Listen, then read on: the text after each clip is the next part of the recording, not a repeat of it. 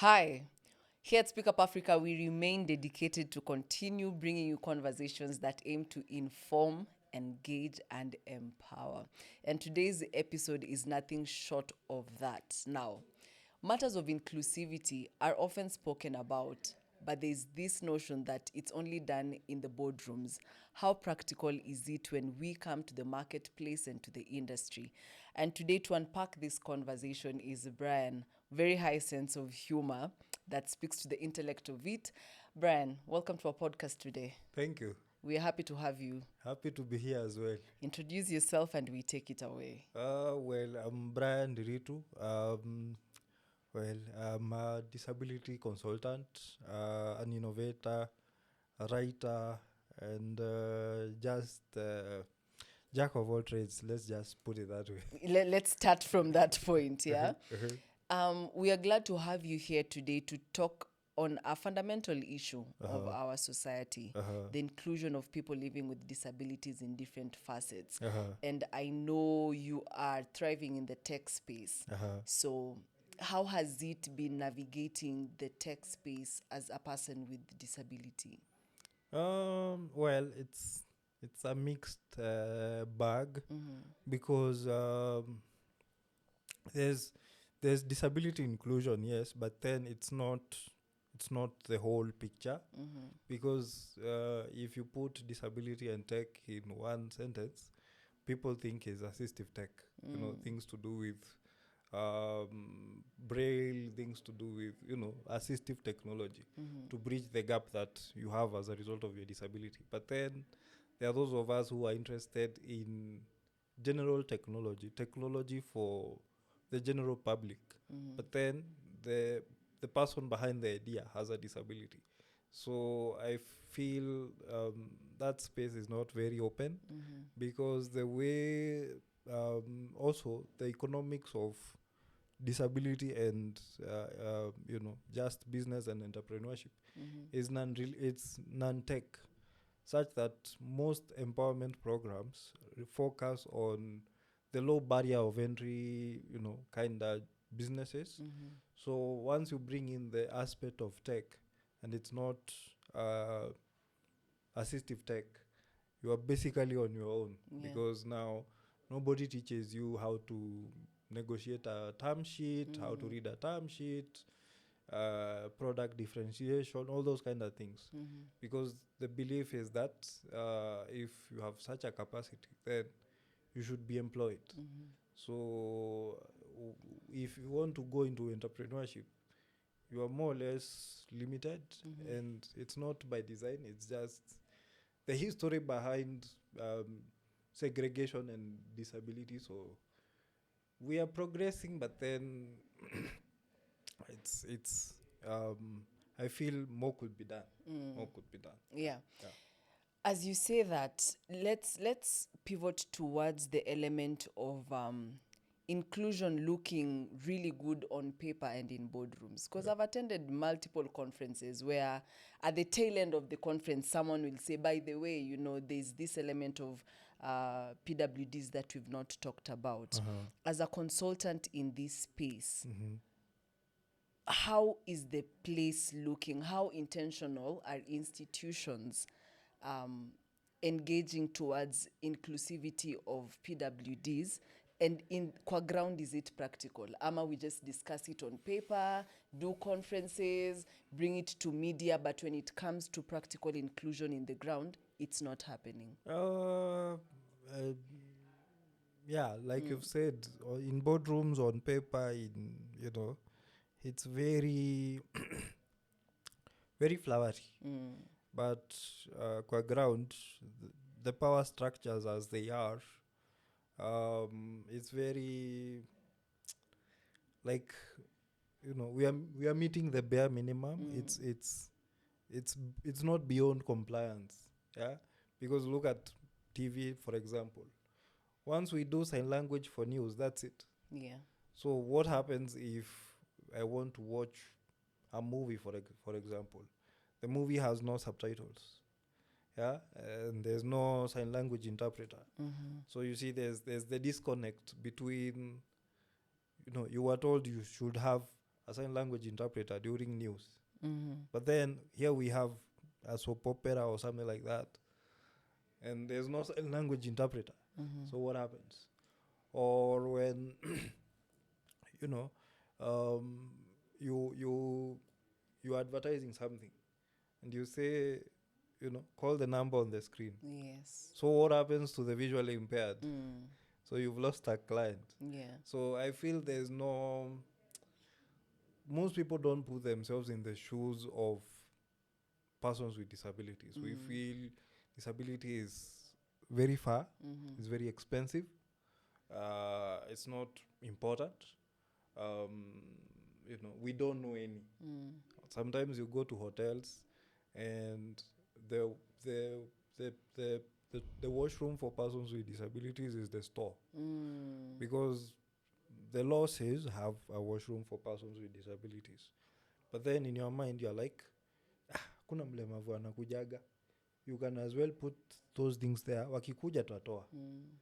So it's not beyond compliance. It's like, this is the bare minimum we can do to end. So there's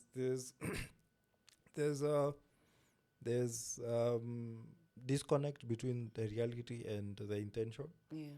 So what is normally done is show the benefit beyond the intended person.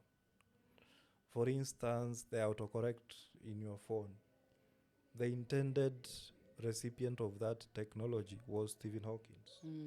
Simply because he couldn't talk, he couldn't, So the the microprocessor company studied his papers, and then they noticed the pattern. If he types doctor, then it's maybe his name, so it's Dr. Stephen Hawking. So it's the same principle underlying autocorrect feature. So when you type hello, it's like the next word that comes on your screen is how are you. See? Yeah. So yeah. that's the curved effect, such that the benefit supersedes the original intended user. Yeah. For instance, a ramp. A ramp is for persons with disabilities, but then if you have an elderly person, they also benefit from it. Exactly. If you have a heavy luggage, you go through the ramp. If you have a pregnant woman, ramp. So even if maybe this is my thinking, even if we don't want to make things for persons with disabilities, can we see the general benefit? Then from there, all will be well. Because look at media, for example. You're in a noisy place. You want to watch a video. What do? You check the subtitles. Subtitles are the best fit for the deaf. So you see, the benefit is beyond the intended user. Yeah. Yeah. Yeah. I know we can highlight an array of gaps that are there. And as a consultant in this space, I would want to just tap into your expertise and the experience that you've had. Sometimes it becomes, there's usually very blank moments when handling people living with disabilities. For example, you'll walk into different spaces and we have different names. There are people who will want to say abled differently. There are people who will want to say visually impaired. Yeah. Just avoiding the quote unquote terminology disability.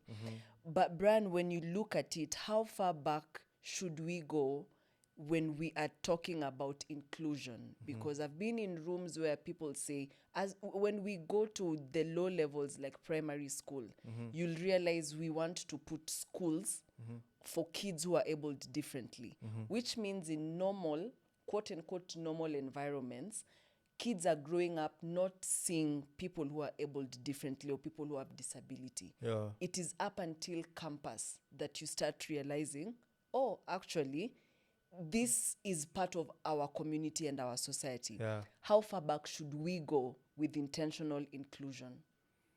Right from birth. Right from birth, because like you've said, most people, become aware of disability in campus. Like for me, I went through, the special schools. And the first time I went to class in campus, I like, aya, hata nyi mnafikaga campus. Oh Ulisomea no. wapi? Yeah.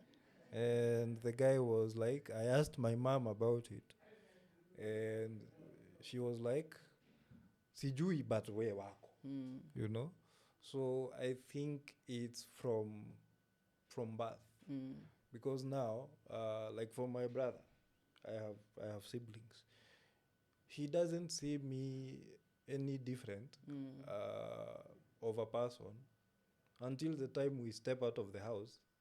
It's like, okay, huyu anadhani mimi namsaidia. But in actual sense, anaweza jisaidia. So once we start from the very basic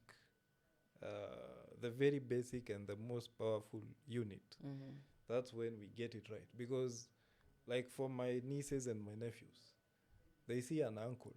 They don't see a person with disability. Yeah. They don't see disadvantage. They see creativity. And for kids, they embrace disability easier than adults do. Yeah. Because like for my nephews and nieces, they love a wheelchair. Like it's a big car, naweza cheza nayo, and like a car which has to be left at the gate. Yeah. So you see, you are destigmatizing disability. So that now, once we go to school and we come to offices and everything, nothing feels out of the ordinary. Yeah. So we should start from where life starts. Yeah. There's no, even with the word normal, with the word differently abled. I mean, everybody is differently able depending on what they know, what they do, how well they are at what they do. I mean, there are people who, shy off a camera. But for you, what's there innate. to fear? It's like, Yeah, a walk in the park. So it's differently abled should mean, you are skilled at what you do. Totally separate from somebody else, not my physiological outlook. Yeah, that's where there's that preference, advocacy that it's persons with disability. That you see the human being first before the limitation. And with disability is a social construct. Social construct in the sense that what I have is an impairment, a lower limb impairment for me. So the disability comes in when we have to go through that door and there's a stair. So that's a physical disability. Yeah. If, for instance, we are writing and someone cannot write coherently, that becomes a cognitive intellectual learning disability. Yeah. I know I'm mixing them up, but it's good. It's all right. yeah, it's the same thing. A 360 view, it will all make sense. Yeah. So with disability, that's why I'm saying disability is a social construct, such that if there's a ramp there and you're telling me, let's go to my office, I shouldn't have an excuse, mbona siwezi kuja. Yeah, because the barrier has been reduced. You can either reduce or eliminate. Yeah. So that's the whole essence of disability, such that persons with disabilities are not the mistakes. The mistake is with the environment, with our outlook of disability. Yeah, by outlook I mean expectations. Yeah, do you see a beggar? Do you see a fellow human being? Do you see a colleague? Do you see a friend? Do you see a confidant? Do you see a sibling? Yeah. So that's why I'm saying it's a social construct, such that you remove the burden of proof that you are human from yourself as an individual, and it becomes collective, and we seek solutions collectively. Yeah.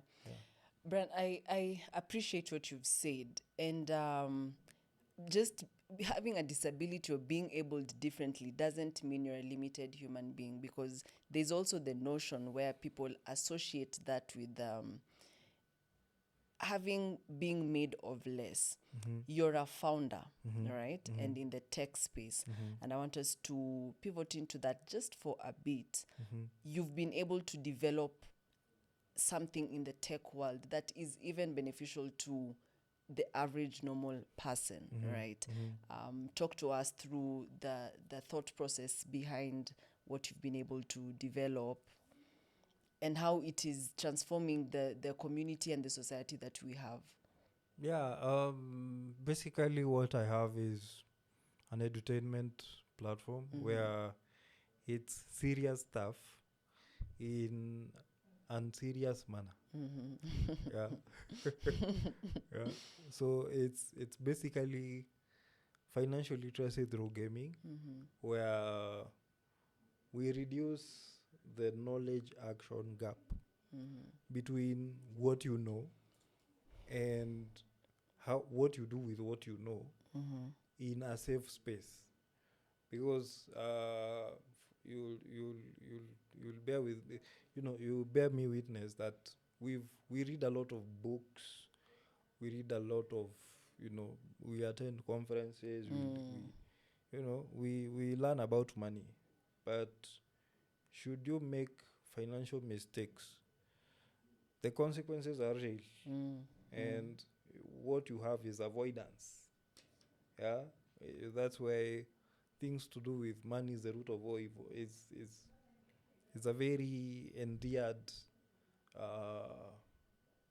quote in most households, because money is like fire. You lose it, Yeah. So what if we made a platform where people can make mistakes, at least virtually, see the consequence, and then when you are practicing in the real world, you are cognizant of what you are doing because you understood the concept well, and you minimize the risks. Yeah, such that if someone tells me give me 100,000 today, I'll give you 150 in 2 weeks, and there's no clear path to where the extra 50 is coming from. Yeah. Then I'll be like, wachana huyo, zima hiyo kitu. See, instead of wacha nikuaminie, sasa nimekuaminia imechomeka. Then so basically for us is de-risking the mind, and embracing risk in a fun and engaging manner, such that you can see something, it sticks with you, so that next time once you're in such a situation, you remember what you did. The same way ukicheza Super Mario, you know where the gaps are. So next time you'll avoid them. So can we do the same with money? Yeah, that's the whole thing.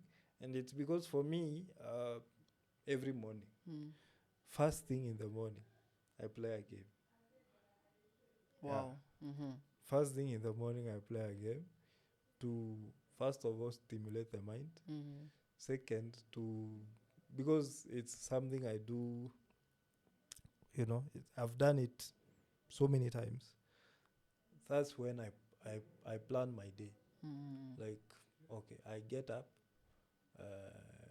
do, answer emails, and because I have a job, so answer emails, ujibu hivi, kuna nini fulani imenishinda. At the same time, I'm looking at how I'm playing, the scores. So what am I aiming at from start to end? So that's the whole point of basically brain engagement in a risk-free manner. So that's and then from me, from that habit of playing games, that's when I decided, okay, if I have 300 million coins in hill climb racing, what if it was real money? okay, it can't be real money because then there's inflation. But can we take the underlying psychology, the underlying thinking behind a game to teach something serious? Yeah, yeah. So it's the same ideology I use even with names. I make mental patterns with people's names, such that the next time I see someone, I'll remember the joke. Then I'll be like, unaitwa hivi. Yeah, Yeah. yeah. So it's retention. Yeah, it helps with retention. Yeah, like for you, Wendy. You'll be like, Wednesday. You see? So It would be easier to piece it together like that. yeah. So that's the whole logic behind. Brian, the product you have touches on very sensitive and key areas of our lives, finances. You know, we're living in times where people want instant gratification. Manze generation ya sahi, kids want to start and get their rewards. Yeah. And we've seen it has made people struggle even with mental health. Yeah. Right? Yeah. And you've touched on it. You've mentioned something that I said, let me throw it back to you and we see how that is. Because if someone is taking 100 Gs from you and they're telling you they're going to bring it back at 150, people are moving from corporate spaces. And we are seeing a pattern where kids are getting into tech, gaming, digital spaces, because hiyo ndo inakula sahi, What are your thoughts about that? I think it's because that's the environment at the moment. Kitambo, it used to be go get a good location, make take a photograph, edit and everything. Nowadays, you just type your thought and you have a photo. AI is making things worse. I wouldn't blame them because this is the environment. Yeah, it's where we find ourselves at. So how do we adapt constructively to the environment? Yeah. So it's if what's causing you instant gratification. Yeah, can we look at the motivations behind that gratification? Then reverse engineer. So the point becomes, instead of me showing you the result, let me show you the process. Yeah, but in an interesting manner. That's why you look at things to do with cooking channels. Most people are interested in the recipe. Yeah,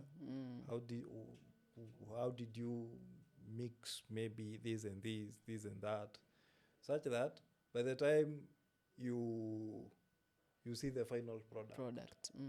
You appreciate the effort. Yeah, that's why knowledge is nowadays becoming more or less, quote unquote, worthless because it's easier to find. Kitambo, when you used to do your homework, you go to the library, or when you're Googling, you Google 1,000 links. Yeah. For you to get just exactly, a proper chain exactly, of thoughts. Exactly. Such nowadays, you just prompt, yo, ChatGPT, write an email to my boss, mwambie skuji. But then, Kitambo used to, like, what's the right corporate word? Yeah? You appreciate the thinking, the framing and everything. So for me, I wouldn't fault those seeking instant gratification. I'll make instant gratification feel like si poa. You get what I mean? Yeah. Yes, you have it, but then si poa. So how do we reverse that? Yeah. Show the process in a manner that feels enyewe jamaa amejaribu.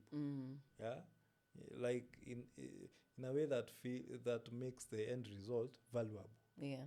Yeah, don't disclose everything, but then show the effort. See, like the way you have BTS and all those kind of things, the writers' rooms and all those kind of things, such that anybody watching TV would understand that these guys tried to make such a production.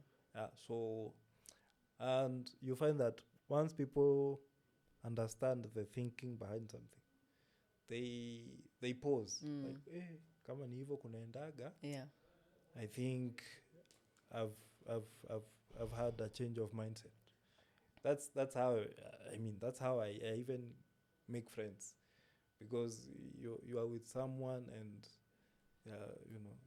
you are actively contributing to a topic, and you give resonating points, and they're like, nilikuwa nadhani walemavu si werevu sana, but you've changed. Yes. You see, so it's the same thing. So how do we adapt to the environment in a manner that shows the effort? That's the whole point. Yeah. I had a guest called Kyle.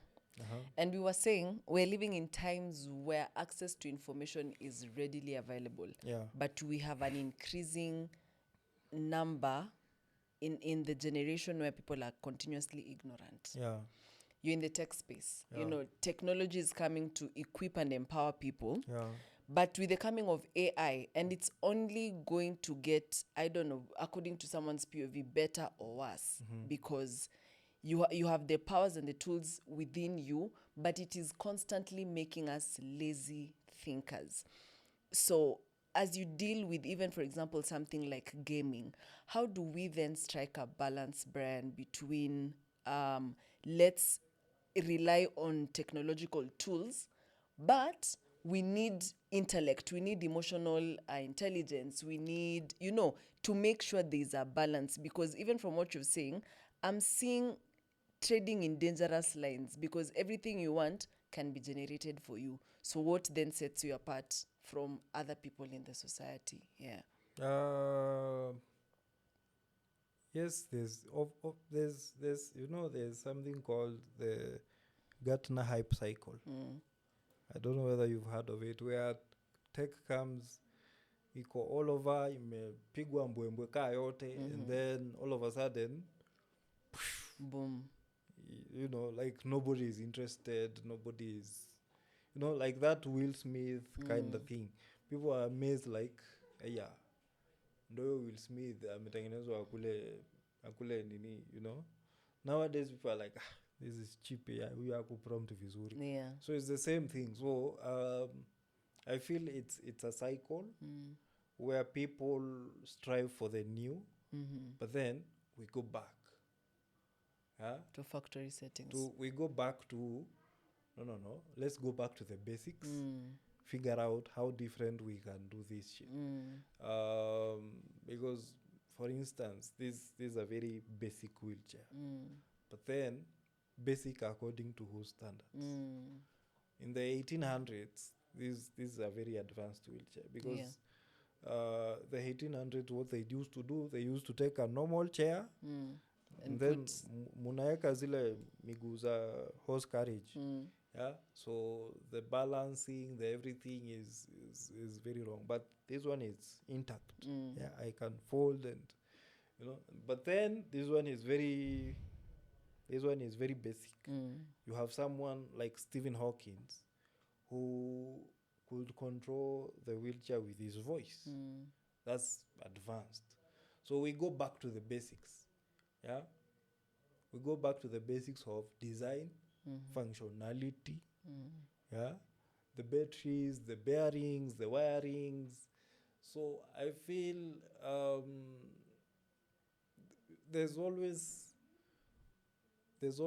something to learn from the old and something to take from the new to enhance the old. In the sense that, for instance, maybe we are playing about trading. But then, we unangoja tu kuona graph ikipanda. Yeah. Do you understand the factors behind your graph kupanda? The variables. Yeah, the I call them the 6 M's. Man, machine, material, method, measurement, mother nature. So do you understand how those factors play into each other to get the result? Yeah. So in as much as we have AI and all those kind of things, you will still need the basics. So that you know hapa imehallucinate. You get what I mean? Yes, yes. I feel AI is like a car. Even if we gave you there's a car by the Toyota company called the Beyond Zero, a very advanced car. Even if we gave you Beyond Zero, ka ujui kuendesha. Ni hivyo. You know? So we still need the basics.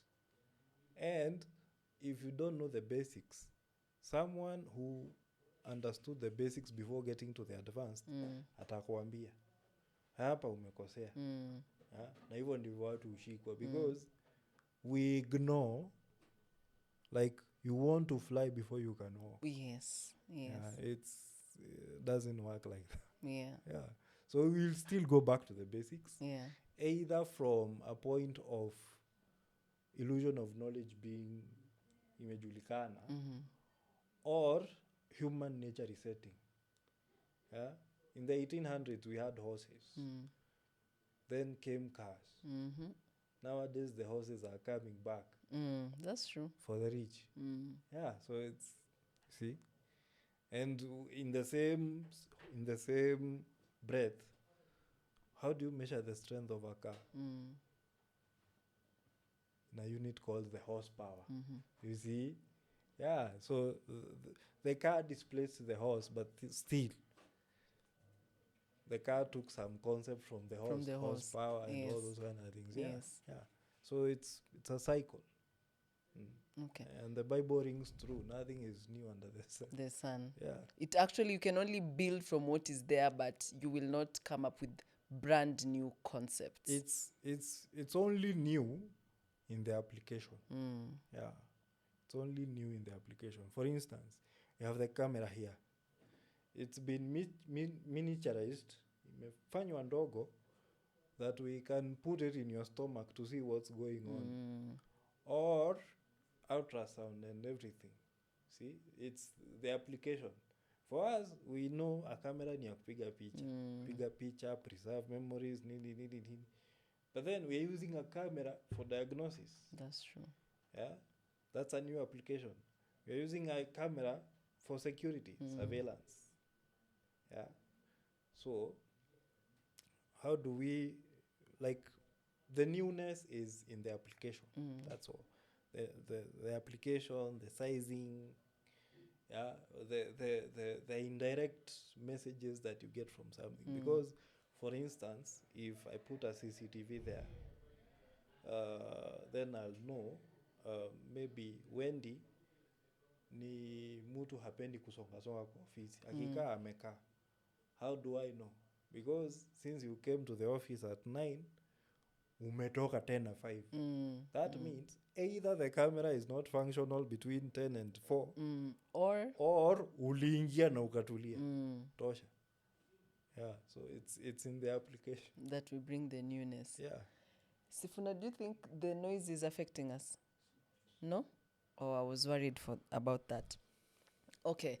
Brian, you've said something very fascinating. A reality to many, and it can be detrimental to some. People who have the illusion that they will fly before they walk. We are seeing a pattern where people want to jump the process, for lack of a better explanation. So you've mentioned also that you wake up in the morning and you game, and that is a way for you to stimulate your thought process and your mind. But there's a young person out there. Let's say I want you to talk to a 15-year-old boy who feels like, I'm not seeing the value in going to school, getting an education. All I want to do is get some aid, some help, get the machine. I start being a gamer and I'll be sorted for life. That's their way of thinking. What do you tell this boy?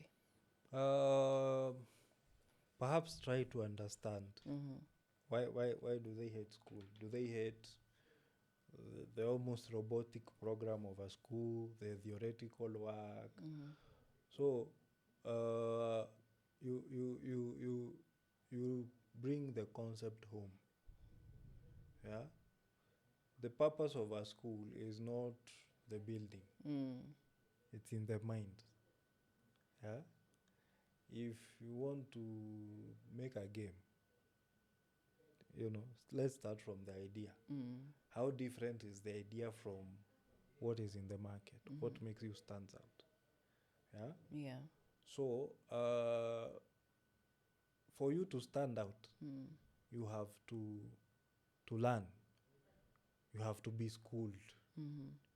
So you need to go back to school. Yeah. Even if I gave you the tools and you don't have the knowledge on how to use them, they are useless. You'll be frustrated more because now there are more barriers to deal with. Yeah, or even those who will be supporting you will be tired.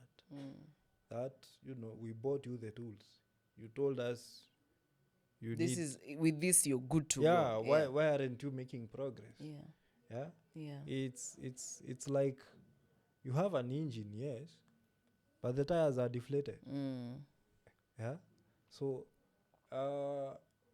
from if I'm understanding the boy correct, this fictional boy, for them they are bored with the routine robotic kind of schooling, the 844 kind of thing. But if the learning itself is experimental, is you can see progress, you can see little results of whatever you are doing, then it shouldn't be hard for us to convince them to go to school, because they know I want to get to something. So the onus is on us to make that path to that result worth taking that route. Yeah. You get what I mean? Yeah. Yeah, such that you enjoy the process more than you enjoy the result. Yeah. Yeah. And that makes the whole lot of difference. Exactly. All right. I think when I was even posing the question, I had a different chain of thoughts, because I felt like when you cut the chase, it might just come back to bite you, because as much as we've had conversations where our academic educational system has let down many people and we are getting tired of it, I believe there's some skills that people get, all right, that goes beyond the books and the academia, that goes into the training. But I feel much of the condemnation against the curriculum, the academic system, is a baby and bathwater situation, such that um, there are few good things that we get from schools, but then the supposedly bad things overshadow the good ones. It's the bulk of it. Yeah. Exactly. So the onus is on how do we sieve out, because even in tech, as is in life, there's something that was basically put as Maya. Maya is most advanced yet acceptable, such that if I want to introduce something new to you, I have to make it familiar. Familiar to a degree that is not boring. Yeah? And new to a degree that is not scary. You get what I mean? Yeah. So the challenge is on the balance. Yeah? We don't want something to be extremely new that it's scary, or extremely familiar that it's boring. So that's that's the challenge. So for us, with those of us who've gone through the old system and can see the new system unfold, how do we strike the balance? Yeah. And how do we strike a balance to the most desirable state, such that it's not a big wonder if you see a student with disability in grade 10 with others who do not have disabilities. Yeah, and they thrive together, such that we are not condemning special schools, but we at the same time, can we make the mainstream schools, what you call normal schools, can we make the mainstream schools inclusive? You get what I mean? Yeah. Such that the special schools can be for those very, very special cases, you know, like those with very severe disabilities or something like that. Yeah. So that's the whole goal. All right. Yeah. And when we talk about the developments that we've seen, tech is the innovation in tech is happening real fast. We are now seeing emerging of trends and patterns and products like in AI, and this is gigantic in first world countries. Now we come to third world countries. We are still playing catch up. Let's narrow it down to Kenya. Have we grown to a place where tech is inclusive and accessible to people as much? Yeah, but as a consequence of whatever is happening in the first one. Because take for example the airline industry. The airline industry is one of the most progressive, most regulated. So the reason as to why there's much inclusivity in the airline industry is because of the regulators. There's the International Civil Aviation Organization. So if they say you have to have some element of inclusivity, it's binding to all airlines, such that if maybe one airline is flying from country A to country B, you have to confine to country B's standards before you can go there. Yes. So the consequence is that we have international standards in local situations. Yeah, because it's a two-way thing. In the same way with tech, much of the Kenyan standards on tech, mostly they are borrowed from American developments and American advocacy efforts with with all those things. So is the tech inclusive to some extent? But there's room for improvement, in the sense that the benefit is showing and more people are embracing it. Number two, more people than anybody in history is exposed to one form of disability in one or the other. For instance, sedentary lifestyles. You know, you want to go somewhere, you take an Uber. You want to eat, you order, and you eat junk. So we have an obesity crisis. Yeah, and you know, the age and health related disabilities are rampant than ever. So that means inclusivity becomes a fallback plan. Yeah? I don't remember the typing of a certain word. What do I do? I speak it out. Yeah. Yet that's how the visually impaired communicate. Yeah. You know, I have no time to listen to something. What do? I just look at it on screen. That's how the deaf communicate. Yeah. So the sedentary lifestyles of people, and even surveillance, is bringing inclusivity to the masses at a faster rate. And I feel with the recent developments and even the regulatory compliance, the tech will be more inclusive, and even for market differentiation and attractiveness, such that you can say as a podcast maybe we have a demographic that is deaf. So all our podcasts have subtitles. Yes. So I feel we are not yet there, but we are coming, and we're in a very good pace, largely because of the factors that I've highlighted. And the good thing is that the benefit is cross-cutting. Yes. Yeah. And that's something I like that you said. It goes beyond the intended user, that it benefits. Exactly. When you talk about standards that have been put at global level and even manifest to us at local level, we have stakeholders and key role players in the industry. Do you think our government is doing enough? What is their role? And how does even the private sector chime into a space like tech to make it more better and more inclusive?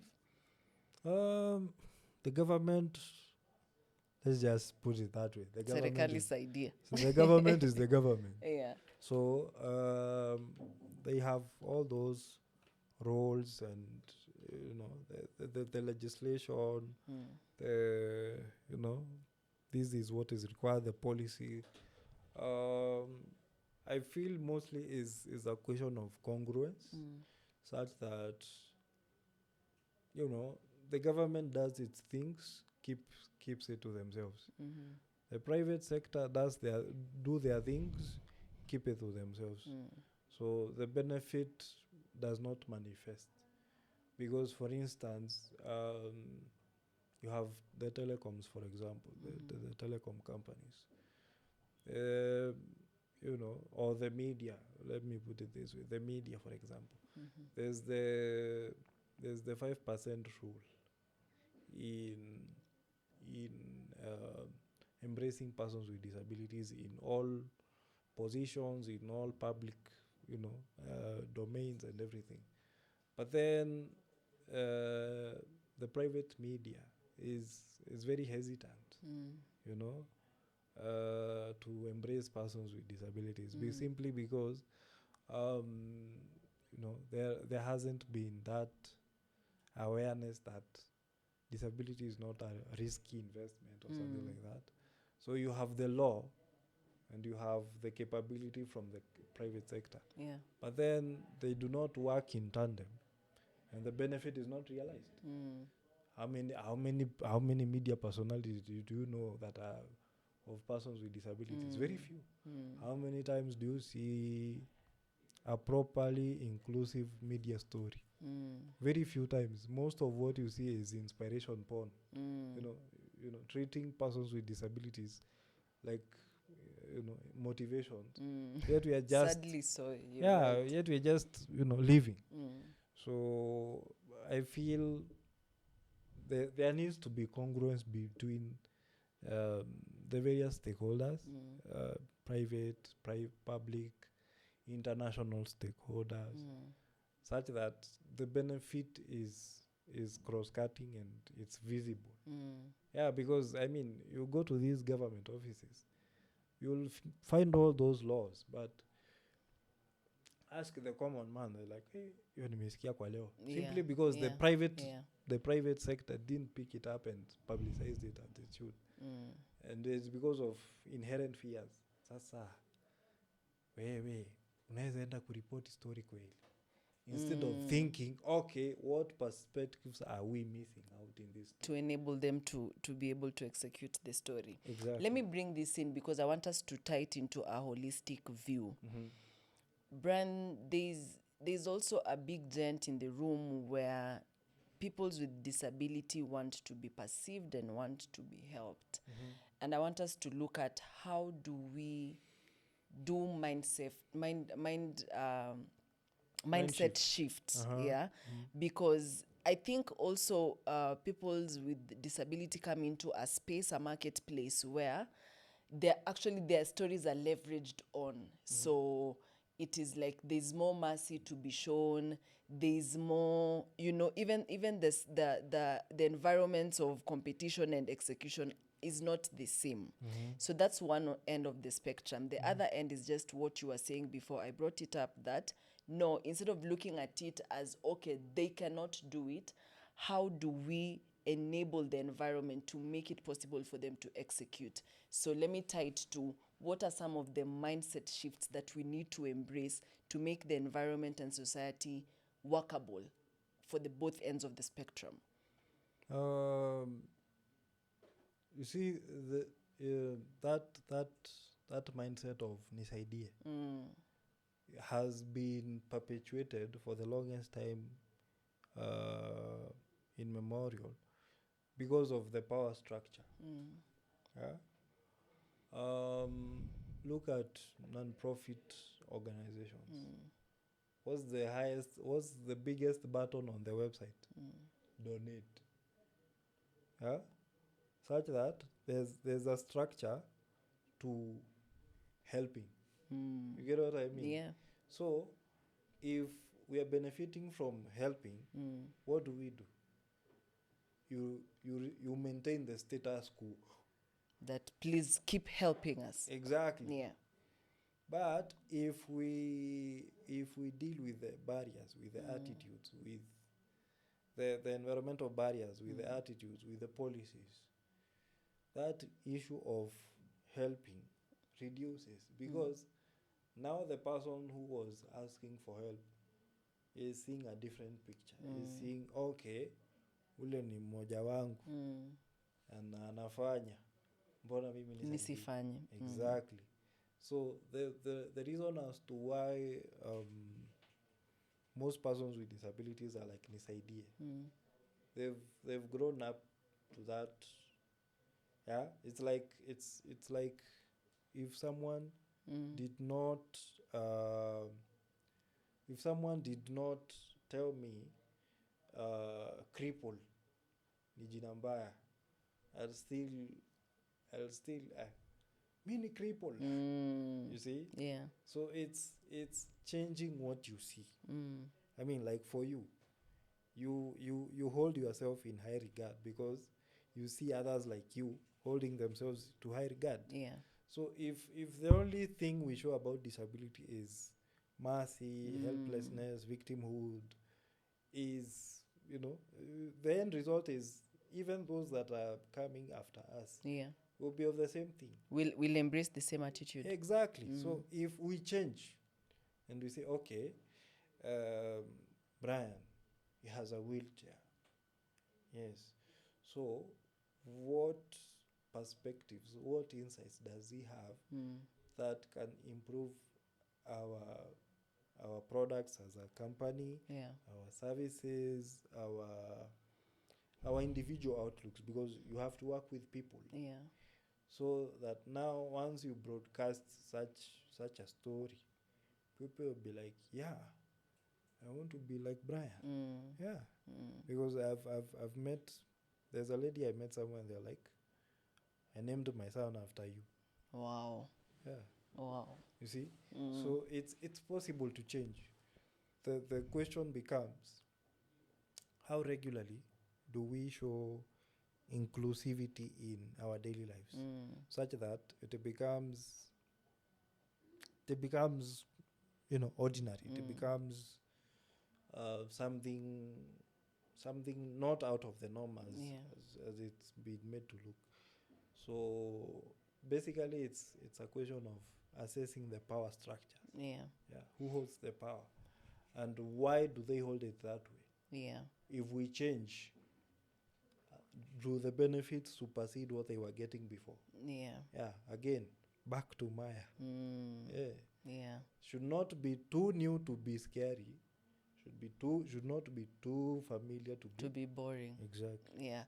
And I want to say, here at Speak Up Africa, we continue to give tools of empowerment through information that gives us knowledge to inform, engage, and empower. And Brian, conversations around inclusivity we've made progress, I believe, Yeah, but yeah, we yeah. need to keep steering the conversations towards the direction of change, where we'll get to a pivotal place where we'll topple over and say there was a mark of difference that was made. And we appreciate you for coming here and being part of the conversation that drives positive change and transformation in our society. Yeah.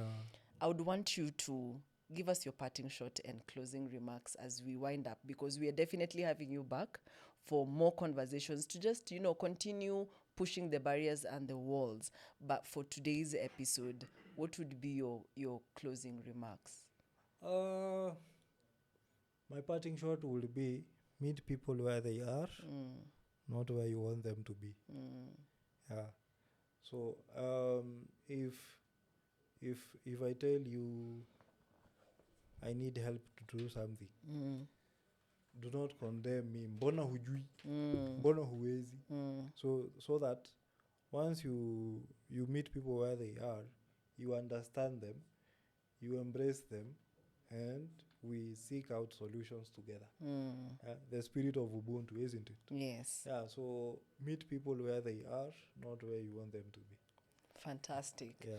And because of you, we are, that's what the Ubuntu spirit is. I am because you are. Exactly. And at Speak Up Africa, we continue to say thank you. We continue bringing episodes because we have great guests like Brian that come on board to share stories. And we continue bringing stories because we have such a great audience like you who's listening today that keeps us giving us the numbers and engaging with our content. And we truly, truly appreciate it. And it is in that togetherness and growth and access to information that will bring the transformation we want to see in our society. Thank you for joining us this episode. My name is Wendy Lois. Again, for this episode, we will love you and leave you and see you in the next one. Kwaheri.